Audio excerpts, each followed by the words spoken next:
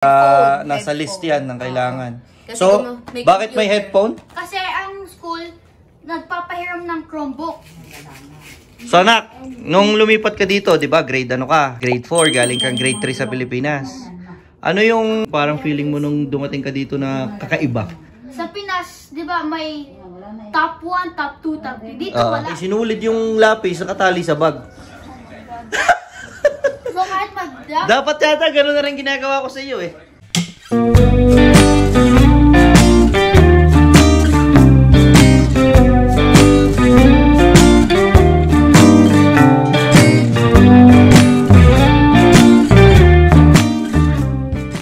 Saan tayo pupunta? Bibili na sa school supplies. Tara. Kamusta na paghahanap? Sakit na ulo ko. Bakit ang hirap maghanap ng gamit dito, no? Sa meron kaming listahan. Tapos minamarkera namin, no? Yung scissors, kuya, binigyan na kita ng scissors. Hindi, pwede ba binalik mo? Sabi ko sa ano na lang, Dalarama, mas mura pa dyan. 4 na pirasong binder. Ay, may isang oras na tayo dito, no? Isang oras na kami naghahanap. Ang hirap maghanap ng gamit dito. Ano yung mga nabili namin? May listahan ako na binibigay yung school. Kaya nga lang, ewan ko dahil siguro hindi kami sanay sa mga katawagan ng mga gamit dito. Mga pangalan ng gamit. Ako talaga hindi ko alam mga pinaghahanap. Specific na specific eh. Like itong mga to, kung kailangan ba ultra fine. Mahirap din maghanap.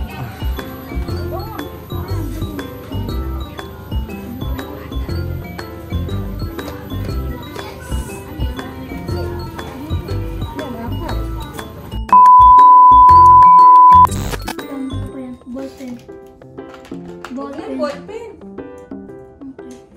Tapos mo na. Gagamit pa ito ni Johan. Sayang to. Lahat na nagano. Sama ko lahat dito? Ha? Sama.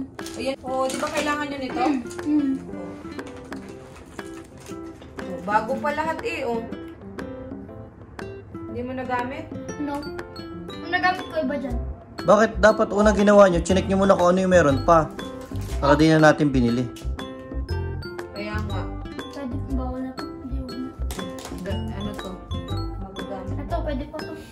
Pero lahat hindi rin nagamit. Pero wala na sila nito ngayon. Uy, kay Johan. Kaya nga, iwanan ko na dito. Yung school kasi na meron kang pwedeng mag-order o pwedeng ikaw ang bibili. So, it's up to you. Kung natatamad ka na mamili ng gamit, so Pwedeng umorder sa school. Pwedeng umorder sa school. Pero syempre, yun nga, convenient. Hindi ka nalalabas. Pero yung price, syempre, mas mura kung ikaw ang bibili. Mas mura, kasi makakapili ka eh. Tapos makakakita ka ng mas mura, di syempre yun ang kukuhanin. Dito kasi iba ang notebook. Iba ang pang grade 1, iba ang pang grade 6. Kahit sa Pilipinas, ganun din naman, di ba? Iba-iba rin. Hindi, yung writing composition, ganun lang. Pero dito kasi, kagaya niya, yun sa grade 1, kay Johan, may notebook na ganito. Kalahati plain, kalahati may guhit. Dotted. Yung line. Interline tsaka interline. Plain. Meron naman siyang notebook na dotted interline. 3. At saka meron siyang isang plain lang. Si Kuya wala nang ganito kasi iba na ang kanya. Yung mga pangalan ng mga gamit nila rito, mga ganyan-ganyan. Hindi ako pamilyar. Kaya parang hirap mang-hunting. Ngayon, yung mga dati nilang gamit na pwede pa, na bago pa, kagaya ng mga to, hindi naman halos nagamit. Itong mga markers na hindi rin na halos nagamit at naiuwi nila, pwede pang magamit ulit ngayon. Kagaya ni Johan, wala siyang naiuwi kahit ano. Ang nauwi niya, crayons, wax crayons na ganito na lang yung size. So, mapapakinabangan niya doon, wala na. So, talagang lahat ng stocks na pinadala natin sa school noon, wala nang natira. Tapos dito, kakaiba na mami, yung gamit, hindi nila inilalagay sa bag at iuwi at dadalhin araw-araw sa school, di ba? So ito, pag dinala nila sa school, sa first day ng class, doon na yun. Kaya doon na yun sa school. As much as possible, pangalanan lahat para alam kung kanino. Full day na si Johan.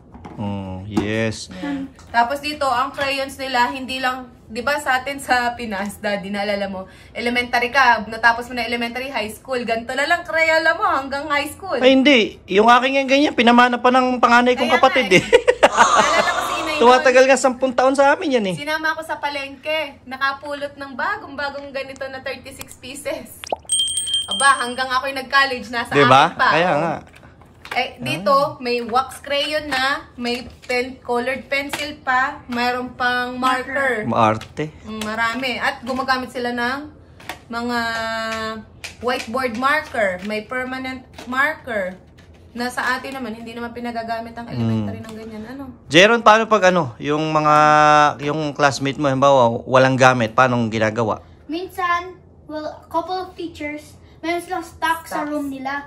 Kasi yun yung iniipon nila every Leftover. year. Every year na napupulot nila or binibili nila pag out of stock na sila. Ipinapagamit doon sa mga kid na walang ano. Pero Pahiram. Pahiram lang, hindi binibigay. Pero pag pencil na number 2, nauubos yun eh. Nauubos talaga Lahat ng nauubos. Binibigay na. Lahat ng nauubos, syempre, consumable yun. Pero kagaya ng ganito, folder, yan, mauuwi niya pa yan. Pero syempre, may sulat na yan, may label. Ito, uuwi niya rin to pagkatapos. Ito, ibinabalik din sa kanila. Pero usually, itong mga ganito, nauubos nila yan. Tapos kapag wala na talagang magamit for the entire year, mag-i-email sa magulang na padalahan ulit. Pero may pagka-OA dito, nasa ilang lapis ang kailangan na i-present. Si Jeron dati, ilan ang lapis dinala niya? 24 pieces na sharpened lahat. 24 pieces na sharpened. Eh, noong panahon naman natin, pag padadalang ka lang ng isang lapis na makapal, at saka isang lapis na manipis, di ba? Hindi, ang nagamit ko lang, 5. Tapos lahat na wala na, it disappeared. Teacher naman kasi ang nagkikip noon. Ah. So, kahit kanino na yun mapunta, basta lahat sila, lagi siyang may supply. Kasi nga, meron naman talaga siyang dinala. Uy, paano pa malalaman na ano? So, magamit, hihingi siya. Meron siya. Kahit na hindi kanya yun, magagamit niya na. Eh bakit yung magme-message pa na ano, na magpadala na malay mo kung siya nga ang kulang o iba? Hindi. Pag ubos na lahat, yun isasabihan. Pag wala na silang maipamigay, doon lang magdadala. Kagaya ng Kleenex. Halimbawa, pinadalan sila, di ba, nagdadala sila ng tigta-3 box. Yung Kleenex. Pag naubos na lahat ng Kleenex na dinala ng isang buong section nila, magme-message kukuha na ulit, magdalang tigigisa. Magdala na ulit ng ganun. So parang ang pinagdadala nila ng gamit ay hindi lang buong sarili nila kundi buong klase. Pero syempre, allowed silang gumamit kasi nga nagdala sila. Tapos ito, grade 1 pala. Grade 1 may headset na. Headset. Yeah. Kasama yan sa ano dito. Nasa list yan ng kailangan. So, bakit may headphone? Kasi ang school nagpapahiram ng Chromebook. So ang galing ano? So dito nagpapahiram ang school ng Chromebook.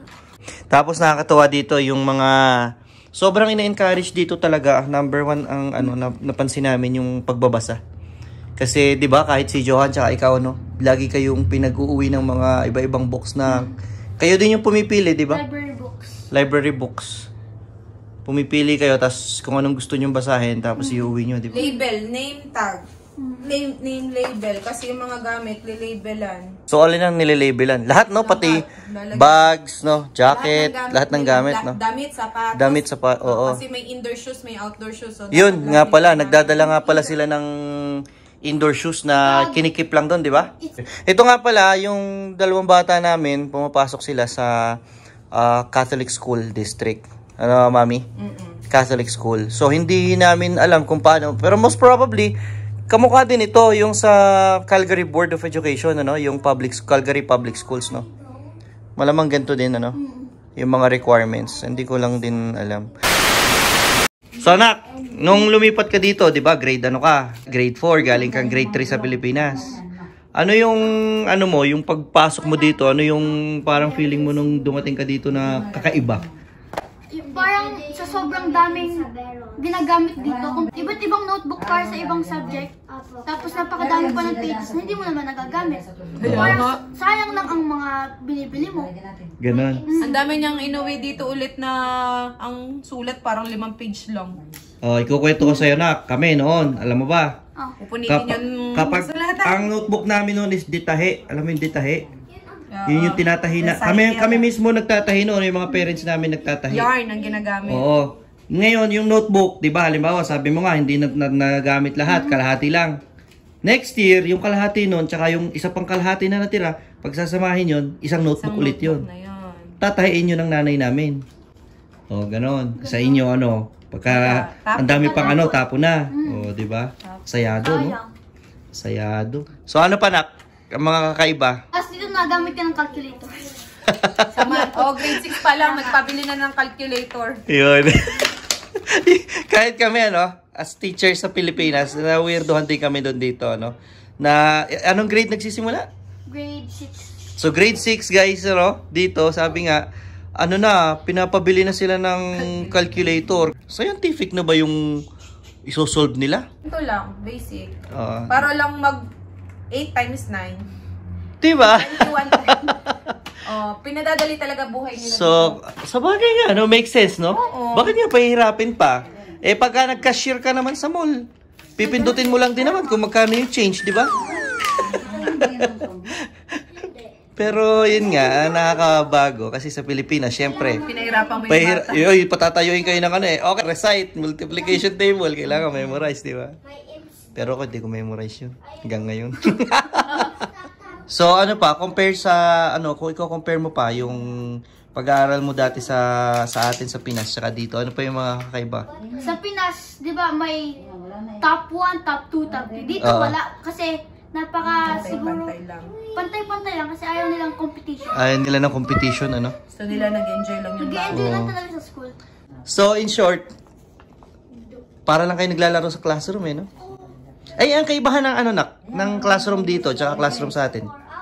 Wala namang sobrang daming difference. Dito lang napakadaming bookshelf. Napakadaming? Bookshelf. Sobrang daming books, kaya ang daming choices ng bata at maaakit talaga silang magbasa. Sobrang in-encourage talaga dito yung pagbabasa. Yun talagang nakita ko nga na ako dito. Kaya yung library dito, kita mo talagang gamit na gamit, di ba? May top 1, top 2 din sa library nga lang. Pinakamadaming reading. May ganun. Tulad ng reading around the world. You need about 3 facts to complete the whole task. For example, may mga challenges sila sa library para yung bata ma-enggan. Philippines. Nakakatawa ka mo, Daddy. Kagaya ni Johan, syempre tayo naman, hindi naman nila tayo nakikita na mahilig magbasa dahil talagang hindi tayo mahilig magbasa. Diba?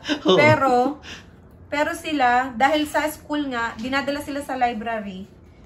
Tapos, hayaan silang manghiram, matutong magbalik. Manghihiram lagi sila ng isang book, nagsisimula sila sa isang book. Uuwi yung bata, meron siyang daladalang libro. So, nagiging used sila doon. Kaya, tawag dun parang ini-immerse talaga sila sa mundo ng mga libro.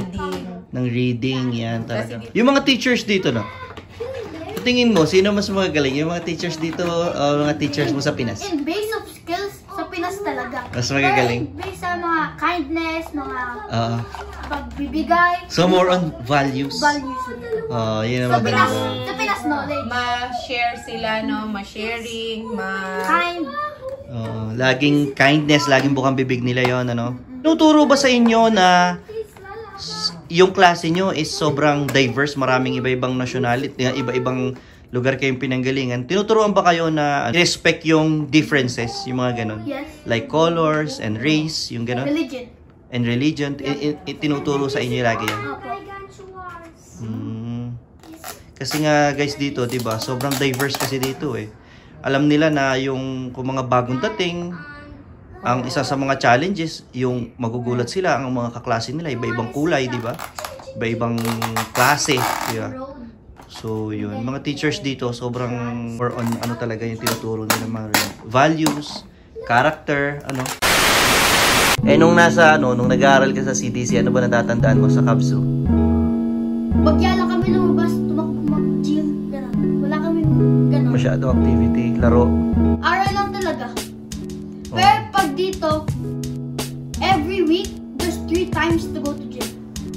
Tapos mahaba ang recess. Dito mga nag-extend pa silang recess pag mainit. Or pag mga winter, tapos negative 5, nag-extend sila ng recess kasi mas masaya. Ina-extend ng teacher? Ayos ah. 45 minutes nagiging 1 hour. Mas kasi, di ba? Madami kang magagawa. Laro. Laro. Pag nanonood kami ng mga movie, alam English movie, alam mo yung nagdi-discuss pa yung teacher, tapos pag ring ng bell, biglang kahit nagsasalita pa yung teacher, aalis na yung mga estudyante. Ganun ba talaga? Hindi naman dito. That's called disrespectful. Kasi pag dito, kahit nag-ring yung bell, hintay mo muna yung teacher matapos yung sinasabi niya. Kasi pag hindi, disrespectful naman. Ang ano nila dito, discipline, alam nila, may laging may parang steps na may sign. O, pag may nag-bell, alam na nila kung anong ibig sabihin nun. First bell, okay, 5 more minutes. Second bell, nag-i-clean up. Or third bell, kailangan na nila mag-line up. Lagi silang may system. Ano bang tawag sige na? Silang routine. Routine. Sanay sila sa routine. Parang sa kwan ano na sila, naka-condition na. May conditioning. Hindi na kailangan na sumigaw ng teacher na, pasok okay, na! line up! Hindi na sila magaganon kasi alam na nila na pag nag-bell or may timer, ano na yon. Sinasanay sila sa ganun. Nagdadala sila ng sarili nilang tissue. Naturoon sila ng hygiene. Na hygiene, no? So guys, parang sa Pilipinas, hindi pa ako nakakita na nag-require na school ng Kleenex or ganyan, tissue. Ano yan, bumili ka na ng marami na lapis? Last year. Nung kami bata, inuukitan lang yan ng kutsilyo ng MSD. tatay namin, MSD. Yung initial ng pangalan ko, nakaukit dyan. Tapos dahil magwawala ako ng lapis, kasi ulyanin nga ako lagi, naiwanan ko sa school. Ang ginagawa ng nanay ko, tinatali niya yan. May sinulid yung lapis, nakatali sa bag. So kahit Dapat yata, gano'n na rin ginagawa ko sa iyo eh. Ano kaya sasabihin ng mga teacher?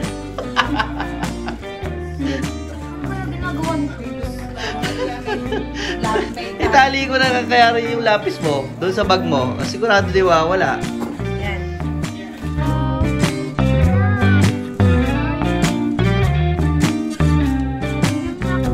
But yes, you're really good at saying